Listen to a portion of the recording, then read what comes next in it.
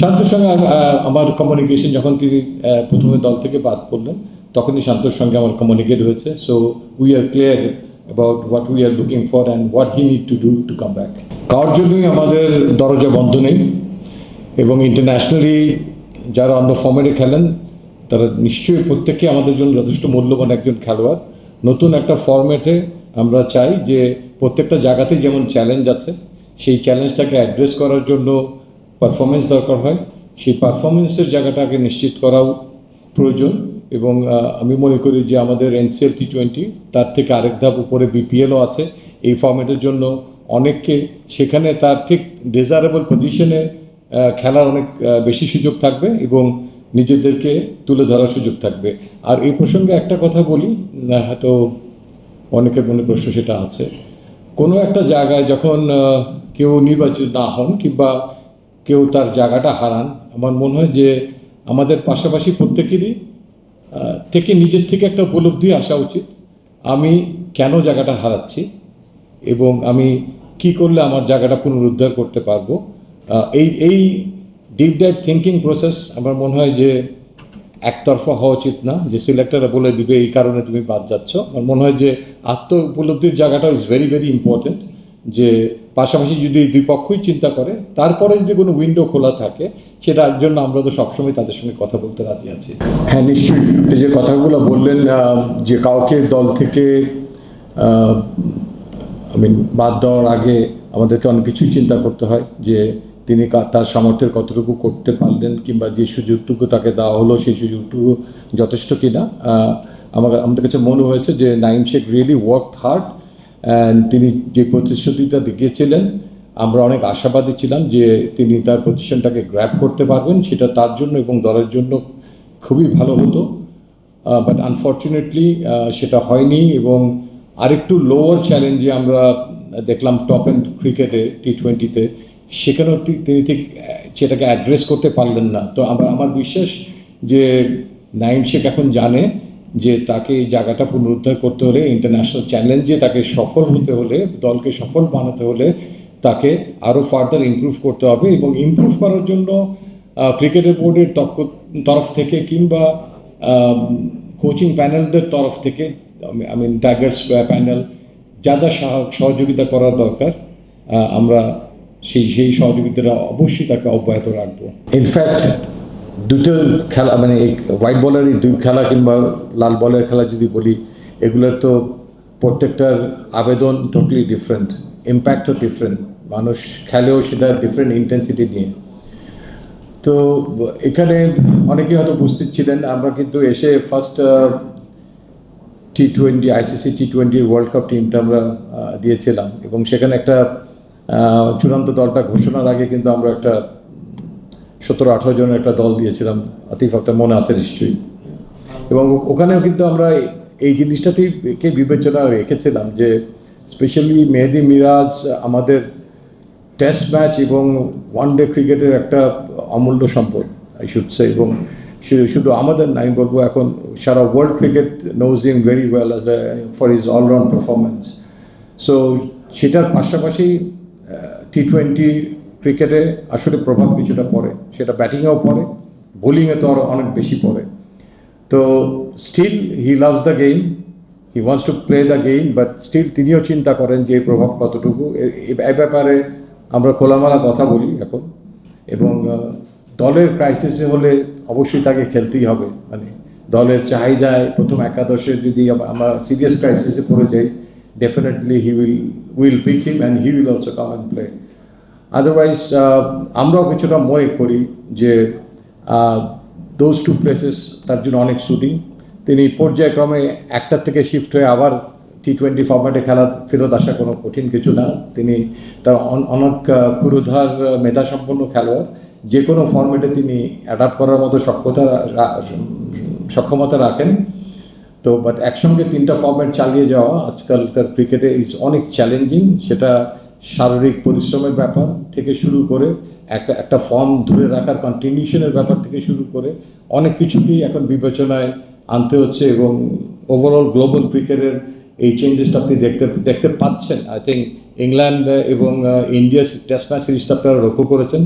আপনারা টি-20 এশিয়া কাপে ইন্ডিয়ার দলটা দেখেছেন এবং ওয়েস্ট ইন্ডিজ যে সঙ্গে তারা খেলবে টেস্ট ম্যাচ এই এশিয়া কাপের পরে, সেখানেও দলটাকে আপনারা দেখতে পাবেন যে সেইটার মতো লাক্সারি আমাদের নাই, এত প্লেয়ারের আমাদের আনফর্চুনেটলি নেই। বাট আমরাও পর্যায়ক্রমে চাইব যে ইন কোর্স অফ টাইম আমাদের এই সক্ষমতারাও যেন বৃদ্ধি করে ফরম্যাট অনুযায়ী স্পেশালাইজেশনের ক্ষেত্রে, প্লেয়ারদের ক্ষেত্রে। দেখেন আসলে এখানে কিছু কিছু জিনিস ইজ সেন্সিটিভ এবং অথরিটির ব্যাপারে যদি বলেন সেখানে আমাদের অথরিটি ইজ অলসো রেস্ট্রিক্টেড। আমরা ওই পজিশনে নেই আপনাকে এক্স্যাক্টলি আমার ব্যক্তিগত ভাবনাটা আমি মন খুলে বলার জন্য। বাট আমি মনে করি যে এই ব্যাপারগুলো ক্রিকেট বোর্ড অত্যন্ত গভীরভাবে পর্যবেক্ষণ করছেন এবং আগামীতে যাতে দলের জন্য ভালো হয়, দলনায়কদের জন্য ভালো হয়, সেরকম চিন্তাভাবনা করি তারা এই ক্ষেত্রে জায়গা থেকে নেতৃত্ব দিবেন, সুদূরপ্রসারী একটা চিন্তাভাবনা। হয়তো বা আমরা ভবিষ্যতে টেস্ট ম্যাচ এবং টি-20 ফরম্যাট সামনে আছে, তার পরবর্তী পর্যায়ে হয়তো দেখতে পাবো কিংবা তার আগেও দেখতে পাবো। আসলে বোর্ডের চিন্তাভাবনার I am not the right person to give a proper answer. আমি বলার আগে আপনি কতখানি আশাবাদী শুনে নিয়ে গিয়ে ভালো লাগে counter. Okay, that's good. Emotionally we are all connected. when we talk, when you reply, when you যখন আপনাকে ইমোশন টাচ করবে আপনার positive, always you will think positive. So emotional অ্যাসপেক্টে অন পজিটিভ মুডে আমিও আশা করি যে দল চ্যাম্পিয়ন হওয়ার লক্ষ্যেই যাবে। বাট আপনি যখন অ্যানালিটিক্যাল অ্যান্ড লজিক্যাল চিন্তা করবেন তখন আপনাকে ভাবতে হবে যে আপনি কোথায় দাঁড়িয়েছেন এবং সেই অভিষ্ট লক্ষ্য অর্জন করতে আপনার পথটা কতখানি সুগম কিংবা কতখানি সেখানে চ্যালেঞ্জ আছে। সো দ্যাট যখন আপনি কিছুদিনের মধ্যে দেখতে পাবেন যে অ্যানালাইসিস হচ্ছে who could be the finalist, yes there is a chance to qualify for the final, because আমরা ইতিপূর্বে তিনটা ইয়েতে খেলেছি এশিয়া কাপে ফাইনালে। তো আমার মনে হয় আমাদের ধাপ বাই ধাপ চিন্তা করা উচিত। আমরা টি-20 ওয়ার্ল্ড কাপে শ্রীলঙ্কাকে হারিয়েছি, আবার হয়তো আফগানিস্তানকে পারিনি, রিসেন্টলি শ্রীলঙ্কাকে টি-20 ফর্ম্যাটে হারিয়েছি। এই দুটো দলই আমাদের প্রথম রাউন্ডে আছে। আমার মনে হয় যে আমরা ইনফ্যাক্ট এখনও ওয়ার্ল্ড ক্রিকেটে সেই পর্যায়ে যেতে পারিনি। চেষ্টা করব এই এশিয়ান ক্রিকেট আরেকটু ছোট পর্যায়ে, এই পর্যায়ে আমাদের সক্ষমতা তুলে ধরার মাধ্যমেই আমরা আমাদের ওয়ার্ল্ড ক্রিকেটকে আসলে মেসেজটা পৌঁছাতে হবে এবং সেই লক্ষ্যেই প্লেয়ারদের কাজ করা উচিত এবং সেভাবেই আমাদের আগানো উচিত। আমার মনে হয় খুব ইমোশনাল অ্যাটাচমেন্ট থেকে কথা না বলে আসলে লজিক্যালি কথা বলা উচিত। আমি ডেফিনেটলি আশাবাদী, বাট মাঠে কেউ কাউকে ছেড়ে দিবে না। আপনাকে সে অভিষ্ট লক্ষ্যে পৌঁছতে হলে আপনাকে আপনার মেধা, সক্ষমতা, সেটা ট্রান্সফরমেশন মাঠে দেখাতেই হবে। ডেথওভার ছাড়া কি আমরা খেলার লটাকে চেঞ্জ করতে পারবো? খেলার তো বিশ্বভারেরই খেলা।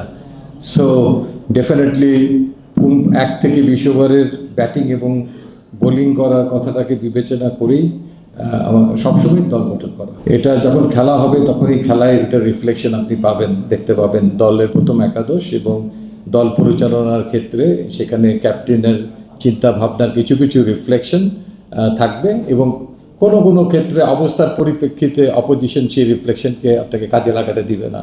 সো সেটাও ঘটতে পারে, নাথিং আনলাইকলি। একসময় যখন আমার বয়সও কম ছিল, 2015, 2019-এ এরকম স্বপ্ন দেখতাম, বিকজ আমাদের স্বপ্ন দেখানোর মতো কিছু খেলোয়াড় তখন ছিল। Now I am quite senior, আমার জীবনের আমি সিনিয়র সিটিজেন হয়ে গেছি।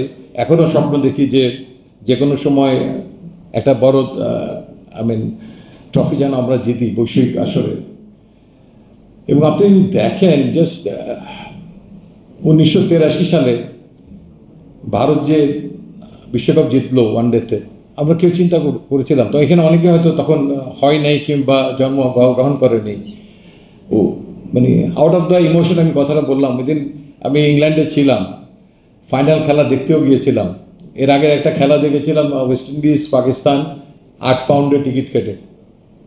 বাট ওই দিন আমার কাছে 40 পাউন্ড ছিল না, আমি ফাইনাল খেলাটা দেখতে পারিনি। ব্ল্যাকে 40 পাউন্ড দাম ছিল টিকিটের। বাট একটা অমূল্য একটা খেলা, কারণ তারপরে 1-2 দিন পর আমার ফ্লাইট ছিল। সো আমাদের বাস্তবতা ছিল এরকমই। আর আমি ইন্ডিয়ান সাপোর্টার্সদেরকে এরকম দেখিনি যে ওয়েস্ট ইন্ডিজকে ওই দিন হারে ইন্ডিয়া চ্যাম্পিয়ন হবে এরকম একটা কল্পনা করতে। 92-তে দেখেন পাকিস্তান যেভাবে টুর্নামেন্টটা শুরু করলো ওয়ার্ল্ড কাপে, দে বিকেম চ্যাম্পিয়ন। 96-এ শুরুটা শ্রীলঙ্কার was bit attractive. Kaluwitharana and Jayasuriya যেভাবে তারা পুরো ওয়ার্ল্ডকে চমকে দিল যে তাদের অ্যাগ্রেশন অফ ব্যাটিং দিয়ে। 97-ও বোধহয় তারা এশিয়া কাপ না বোধহয় চ্যাম্পিয়ন হয়েছিল, তার ফলশ্রুতি ছিল। তো সেই আলোকে স্টিল আমি বলবো যে কোনো সময় আরও কিছু ঘটতে পারে, কারণ ফরম্যাটটা এখন T20, 50 তখন 60 ওভারে ছিল। I think if I am not wrong 83 over 60 ওভার্স match. তো যত বড় সময় হয় তত যে কেউ ফেরত আসার সুযোগ থাকে বেশি। T20-তে ওই প্রবাবিলিটি অনেক বেশি। Beside cricket is a game of uncertainty, কথার বাইরেও আউট অফ দ্য বক্স আমি কথাটা বললাম। বাট এখন একটা জিনিস যেটা আমি প্লেয়ারদেরকে দেখি আমাদের টিমে, তারা আউট অফ দ্য বক্স চিন্তা করে যে দে ক্যান ডু ইট। এই একটা জায়গা যখন আমরা ক্রিকেট খেলতাম তারপরেও অনেক সময় আমরা দেখেছি যে আমাদের চিন্তা শক্তিতে কাউকে আমরা অনেক উঁচু জায়গায় রেখে দিতাম। ইমরান খান, ওয়াসিম আকরামদের সঙ্গে আমরা যখন খেলেছি। বাট এখন গ্র্যাজুয়ালি যেটা আমি নোটিস করেছি পাকিস্তানের সঙ্গে টেস্ট ম্যাচ সিরিজটা জেতার আগে পাকিস্তানে some of the players were really confident, যেটা আমাকে অনেক বেশি আশান্বিত করেছে। এবং তাদের মধ্যে এই জিনিসটা যখন কাজ করছে, এটা একটা ধাপ আমি মনে করি। এই ধাপটা যদি কাজ করে, আই থিঙ্ক সুন অর সামনে কোথাও কোনো সময় I think will be able to make it. দেখেন, দলটা করে দেওয়ার পর আসলে দায়িত্বটা কিছু শিফট হয়ে যায় ক্যাপ্টেন অ্যান্ড হেড কোচের কাছে, এবং সেই আলোকেই কিন্তু তারা তাদের পরিকল্পনার ছকটা সাজায়। সেখানে আর আমরা এই দল দেওয়ার ব্যাপারে যেমন আমরা একদম ফ্রন্ট সিটে, ঠিক দলটাকে পরিচালনা করার ক্ষেত্রে যেহেতু আমাদের দেয়া দলটাকেই তারা সেরা কম্বিনেশনটা 11 জনের মাধ্যমে রিফ্লেকশনটা ঘটায়। তো সেখানে তাদের চিন্তা ভাবনার একটা প্রতিফলন অনেক স্পষ্টভাবে সেখানে ফুটে ওঠে। সেখানে আমরা ওরকম ব্যাক বেঞ্চার্স হিসাবে আমাদের ইনপুটটা দেওয়ার চেষ্টা করি সাধারণত। সেখানে আমরা খুব একটা ইন্টারফেয়ার করি না। কাজেই আমার মনে হয় যে তারা তাদের মতো করেই এই দলটাকে নিয়ে একটা প্রস্তুতির সিরিজ তারা পাচ্ছে, সেখানে তারা এগিয়ে যাবে। Thank you. আমার মনে হয় আপনার প্রশ্ন বোর্ডের সব কর্মকর্তারা সবাই শুনতে পেয়েছেন, এবং আমি আপনাদের প্রশ্নটা নিশ্চয়ই পৌঁছে দেব।